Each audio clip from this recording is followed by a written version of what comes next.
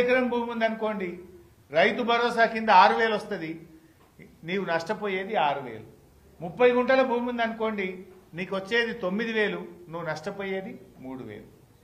అంటే ఈ రాష్ట్రంలో మీకు ఐడియా ఉండాలి, ఎకరం కంటే తక్కువ భూమి ఉన్నటువంటి రైతులు ఎందరు అంటే 24,57,000 మంది రైతులు ఉన్నారు. ఎకరం కంటే తక్కువ భూమి ఉన్న వాళ్ళు గుంట నుంచి 39 గుంటల వరకు, గుంట నుంచి 39 గుంటల వరకు భూమి ఉన్నటువంటి రైతులు 24,57,000 మంది. ఇందులో అతి ఎక్కువగా దళితులు, గిరిజనులు, బీసీలు మాత్రమే ఉన్నారు. అంటే నువ్వు ఇందిరమ్మ ఆత్మీయ భరోసా అంటే ఏంటి? దళిత గిరిజనులకు శటగోపం పెట్టుడేనా? దళిత గిరిజన రైతుల నోరు కొట్టడమే ఇందిరమ్మ ఆత్మీయ భరోసానా?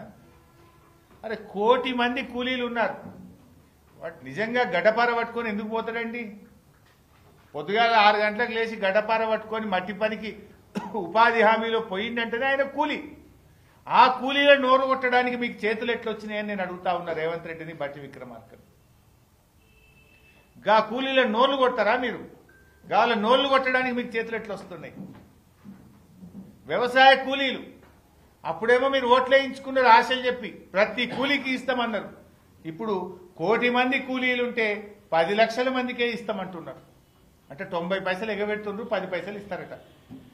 90% ఎగ్గొడుతుండ్రు 1 కోటి మంది కూలీల్లో. ఏమని?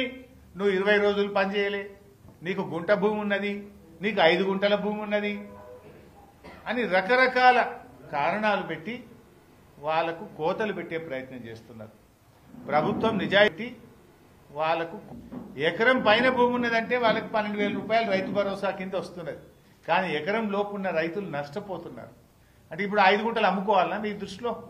ఉన్న 5 గుంటలు అమ్ముకొని ఇక నాకు భూమి లేదు 12,000 ఇవ్వమని మీ గవర్నమెంట్కి దరఖాస్తు పెట్టాలన్నా? What you mean? ఇది కనీసం ఎవడన్నా మెడ మీద తలకాయ ఉంటూ చేసే పని ఇది? అరే 5 గుంటల భూమి ఉంటే నీకు ఎగబెట్టి అంటావండి. పొద్దుగాలేసి గడ్డపార పట్టుకొని రైతుల పొలాల్లో పోయి నాట్లేసి కూళ్లు చేసి వాళ్ళు మట్టి పనికి పోతున్నటువంటి వాళ్ళు నువ్వు కూలివి కాదు నీకు ఇయ్యను అంటే, నువ్వు ఇష్టం లేకపోతే పథకం ఎగబెట్టు, తప్పైందని చెంపలేసుకొని క్షమాపణ చెప్పు. నేను 1 కోటి మందికి ఇస్తానా, ఇప్పుడు 10 లక్షలకే ఇస్తా, 90 లక్షల మంది రైతు కూలీలకు, వ్యవసాయ కూలీలకు ఎగ్గొడుతున్నాను, క్షమాపణ చెప్పు. Why are you playing blame game? ఒక అబద్ధాలు ఎందుకు చెప్తున్నావు? అన్ని మోసమే కదా. అన్ని పంటలకు బోనస్ అంటివి మోసం చేస్తేవి, 2 లక్షల మీద ఉన్న వాళ్ళకు కూడా 2 లక్షలు రుణమాఫీ చేస్తా అంటివి మోసం చేయబడుతుంది, రైతు భరోసా 15,000 అంటివి మోసం చేయబడుతుంది, పంటల బీమా అంటివి మోసం చేస్తేవి. లాస్ట్కు పాపంగా వ్యవసాయ కూలీలను కూడా మోసం చేయాలనా?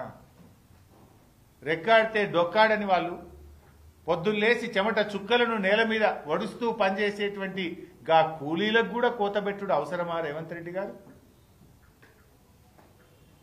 దయచేసి ఆ దళిత, గిరిజన, బీసీ వ్యవసాయ కూలీల పక్షాన ఈ ప్రభుత్వాన్ని నేను సవినయంగా కోరుతా ఉన్నా.